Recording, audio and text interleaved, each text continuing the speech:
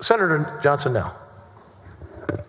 Thank you, Mr. President. Statement on the bill. First of all, just congratulations to, and gratitude to the Speaker, Chairman Metcalf, Chairman Meyer, Senator and Chairman Betancourt. Mr. President, I know this has been a very, very difficult several weeks, and I am very pleased, and I think all my colleagues are pleased and proud with the results in terms of the method by which we're going to be buying down property taxes.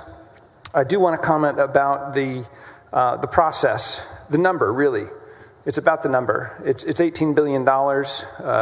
2006, we had a property tax reduction of $14 billion. I think inflation adjusted, that comes out to 20. But if we had known in 2006 that we were going to have a $27 billion deficit 5 years later, would we have done it? So I do support what we're doing here. I support property tax reductions. I'm voting for the bill, but I wonder how we got to the number. It seems to me like it was a promise in a gubernatorial inauguration speech. It didn't look like a real deep analysis as to how much exactly ought to be applied. I'm sure there was some working of figures that got it to 17.6, but there's a lot of money we didn't spend that we could have spent and still given people huge property tax reductions. Maybe it could have been $1,200 instead of $1,300 or $1,100 instead of $1,400. And maybe we could have put more than $1 billion into water infrastructure because it's estimated we need 3 to 5.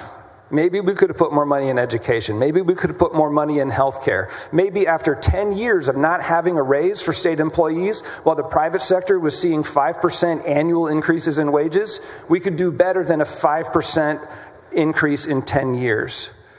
And that discussion remarkably was just absent from the public conversation around this. And I think as we head into the next sessions, we have to prepare ourselves to deal with the very good act that we're doing in terms of reducing property taxes. But as for the scale, we've committed ourselves to many years of financial obligations that may be difficult to sustain, and those other lingering needs aren't going to fix themselves. So we're going to have to be a really industrious, conscientious bunch in the next session and the session after that and the session after that, because if we're faced with a $27 billion shortfall, this won't look like quite the big celebration that it feels like. So again, I really do appreciate the work that has been done on this. I really do appreciate and support what we are doing, but I do think the number got away from us and that it wasn't quite as rooted to what we should have done as it should have been. I support it. I congratulate those who helped, but I think we've got a lot of work for us ahead to make sure that what we're doing today will be something that people thank us for in 30 years, not just in 30 days. Thank you.